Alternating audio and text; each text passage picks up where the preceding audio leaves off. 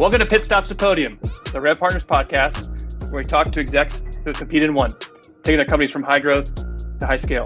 My name is Brendan Tollison. I am the co-founder and CEO of Rev Partners, and I'm delighted to have with me today Mark Roberge for this episode of Pit Stops to Podium.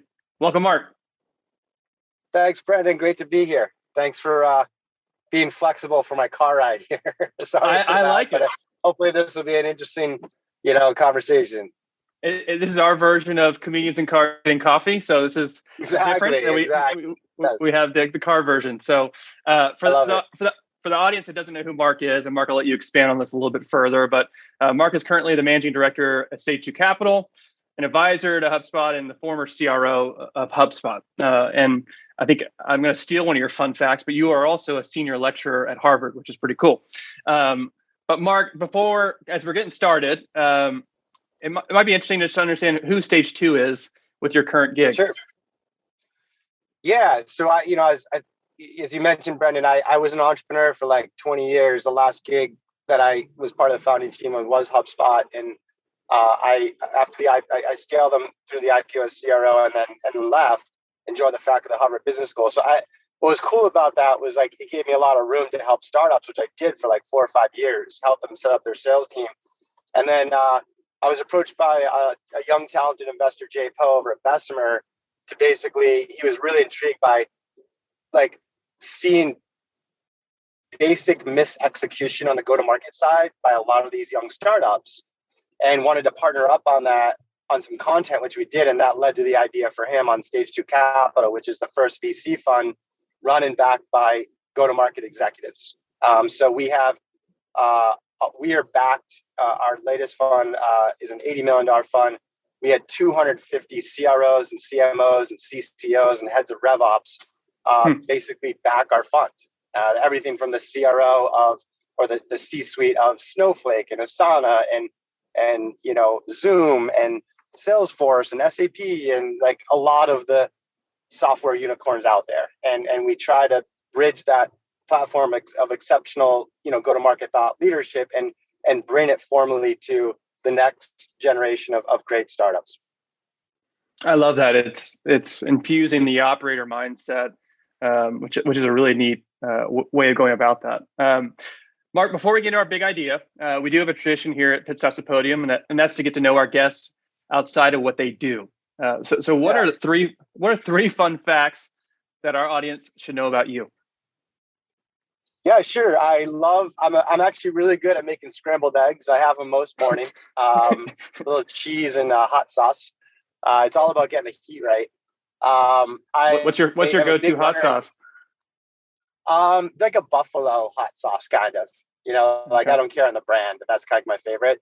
And I also like salsa verde, sometimes the green one. That's really good. And then I'm a big yogi and runner. I ran a 420 in high school. Can't do that anymore.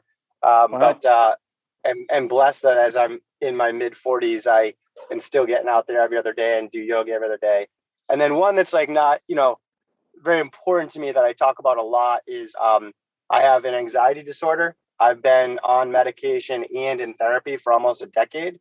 And I try to speak off as often as possible about publicly, because I just think it's crazy that we get our teeth cleaned twice a year and everyone's embarrassed about going to see a therapist. I can't imagine anyone in the world that shouldn't have a therapist. And it's just a shame that there's such a stigma around it, especially like right now where we're walking into a sort of mental health, like perfect storm between the pandemic and social media and the pressures it creates for our next generation and all the other normal things of life.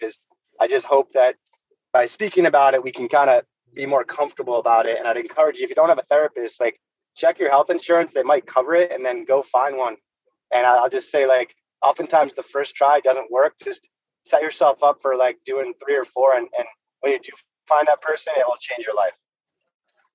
Well, I appreciate you sharing it and being vulnerable. And to your point, speaking into it kind of normalizes it and gets the stigma away. So thank you for doing that and being vulnerable with our community. Well, those are great fun facts about you. Let's transition into the meat of this podcast, which is really a big idea. And in light of what you just described with stage 2 and your experience with HubSpot, I think you have a unique position to speak to it. And the big idea today is really how to unlock sources of revenue growth for a scaling company.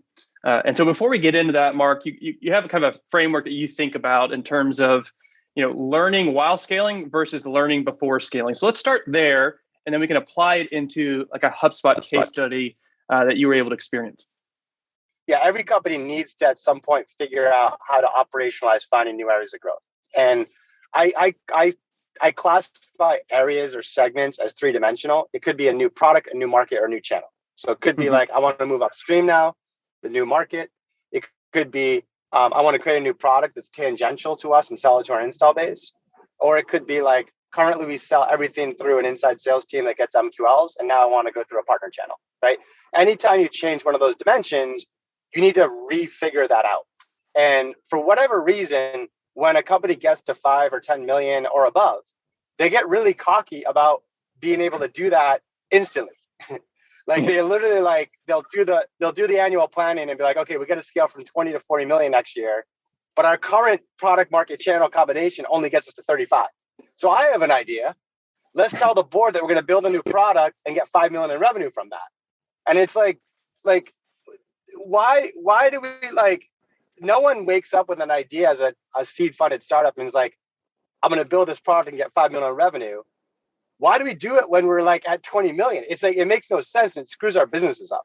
And so that's really the point of this framework that was invented by Michael Tushman, a great professor at Harvard Business School, that helps us understand when we crawl out of that $5 or $10 million arena, whether we're $1 billion in revenue or 5 million in revenue, we need to get good at predictably creating new growth avenues. And that's what this framework allows. That's great. So let's dive into how that applied to you and your experience in leading HubSpot sales organization. And so using HubSpot as a case study, there are 3 topics that I want to unpack with you. The first is going to be developing an overarching strategy. The second is going to get into hold tension at the top. And the third is going to be around embracing inconsistency. So let's start with the first one, which is developing an overarching strategy. Right. So this is Tushman's work, right? Those 3 things. He calls it the ambidextrous CEO or ambidextrous organization. And we both know ambidextrous is you use your right and left hand equally. And what the analogy he's making is you as an organization are good at scaling the known and learning the new. That's what he's talking about, right? And this framework allows us to do that. So, so the first one in developing, and it's funny because I found his framework in 2015, 3 years after I teamed up with Christopher O'Donnell at HubSpot to expand HubSpot from just marketing into the CRM space. And I was like, holy cow, I read his framework and I'm like, this is exactly what we ultimately ended up doing that worked. So I was like, this is awesome, right? So I started using this with a bunch of companies to help them predictably create new areas of growth. So the first one on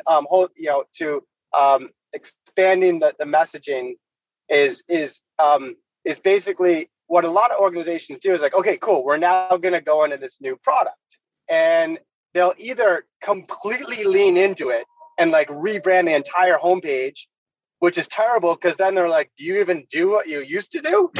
Or they won't lean into it and keep the homepage the same, and then they're like, wait a minute, you're pitching me this new product, but you guys don't do that, right? And that's what happened with HubSpot is like, so Brian and Dharmesh wanted to move into the CRM space, but our homepage was inbound marketing. It was like make marketing that people love. And there's no way we're going to pull off selling a CRM with that messaging, right? And so we batted around and like, okay, how can we encompass both, just like Tushman advises? And we basically ended up with growth as the new meme.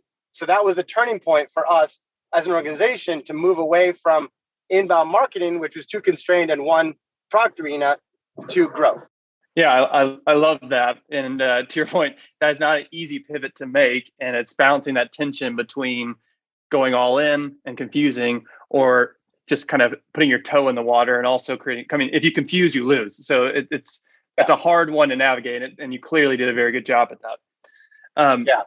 This is getting interesting. Now I'm going through the tunnel. This is making for such an interesting coffee chat here. Yeah, I should have brought my scrambled eggs with some hot sauce. Well, Mark, let's transition into kind of your second topic within this framework, which is holding tension at the top. Yes. Okay. So then what people do is when they do this, like, okay, cool. So we're going to build this new CRM. And obviously there's no revenue. And at the time we're doing like 80 million in revenue. So most people will bury this as a team 4 levels down in the product engineering team. And for this company, this project to succeed, there's going to be a lot of political tension that needs to be overcome. They're going to need resources from the core business. They're going to affect the core business's ability to scale. And the core business is not going to want that. And so this new project is going to get squished. And so what has to happen is Tushman says the CEO needs to look at their organizational design, not based on P&L size, but on strategic value. And so Halligan basically had CTOT and I report directly to him. And he put almost the entire marketing function under our COO, JD Sherman. And what that allowed us to do is it gave Halligan the ability, when tension occurred and we needed resources from the core business, he could make the call as to whether we were asking too much or whether we should allow it from the core business. So that's Tushman's whole intention at the top. And it's I think you call it the balance trade-off, right, of innovation versus profit and growth, right? Exactly. And at what point, I'm just out of curiosity, like in the HubSpot context where you said, hey, this is no longer, I don't want to use the word distraction, but like this is now, you kind of have it as a separate, but when does it get integrated back in? Or does it always stay separate? Yeah, it does. That's the tricky part. And maybe we should, like, usually I talk about that after Inconsistency, but let's just handle it now for 1 minute. Like you, if it works, you do have to figure about how you scale it at that point. And you essentially have a couple options. You can keep them separate, right? And that often works if you are selling to different buyers, and especially if you're selling to different companies, you can keep those separate, right? Usually it doesn't happen because if you're completely selling to different companies and buyers, where was the synergy to begin with, right? You can roll it into the core business, or you can let the new business disrupt the core business. And that's essentially what is, I think, most common, and essentially what we did at HubSpot, because not only were we trying to move into the CRM, but we were also trying to transform from a like MQL inside sales, like demo close on board motion to a product like growth motion. And the marketing product didn't allow us to do that. It was too difficult to create value, but the CRM did.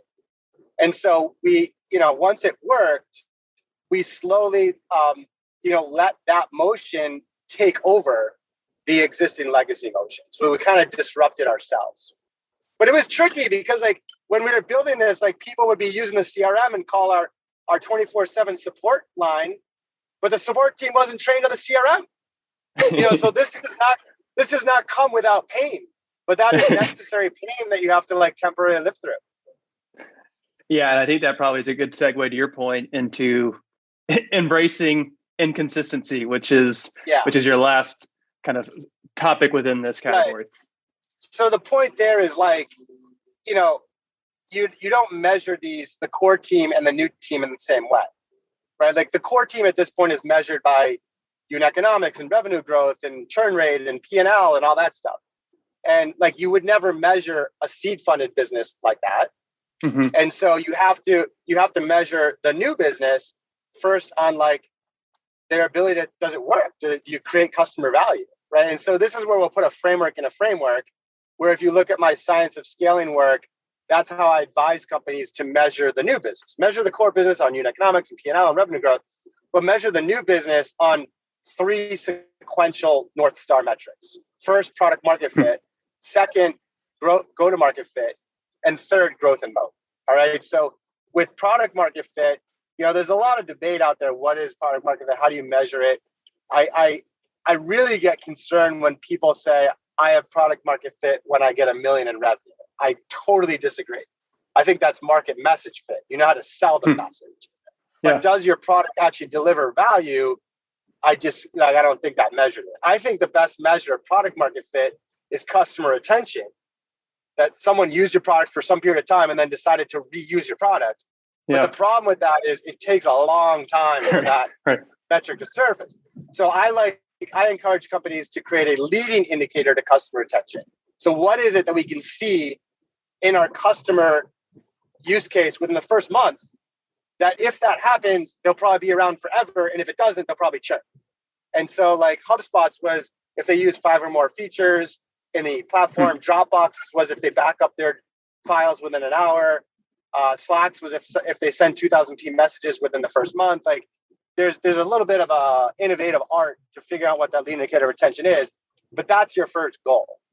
And then once you do that consistently, like 80% of your customers that you acquire hit that every month, then you can move on to go-to-market fit, which is doing that profitably.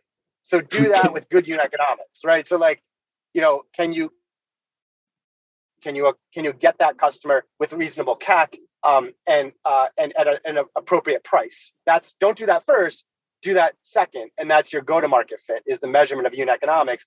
And then once you have that, then you can measure it just like the core business. You measure it in growth rate and revenue and that kind of stuff. So that's kind of our framework and the framework.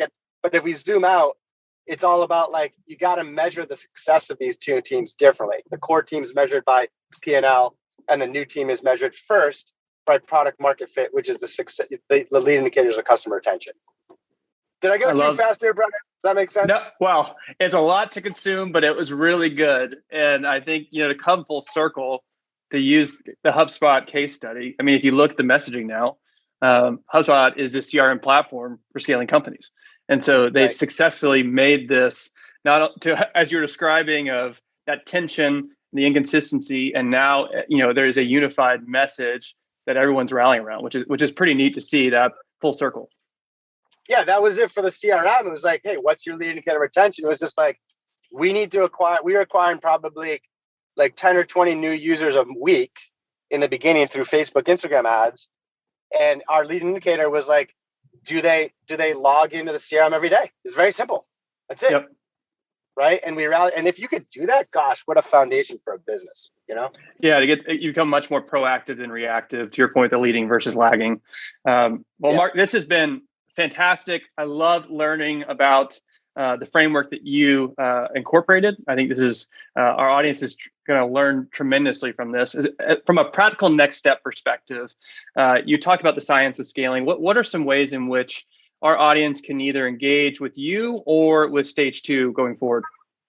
Yeah, I mean, we try to be pretty proactive about posting all this stuff on the Stage 2 website. So there's a 45-page ebook on the science of scaling. There's a bottoms-up sales and marketing planning guide. So check that out. And then I'm very active on LinkedIn, or try to be, so you can hit me up there. All right, Mark. Well, thank you for stopping by. We really do appreciate it. And safe travels wherever you're headed right now. Thanks, Brennan. All right. Talk to you later.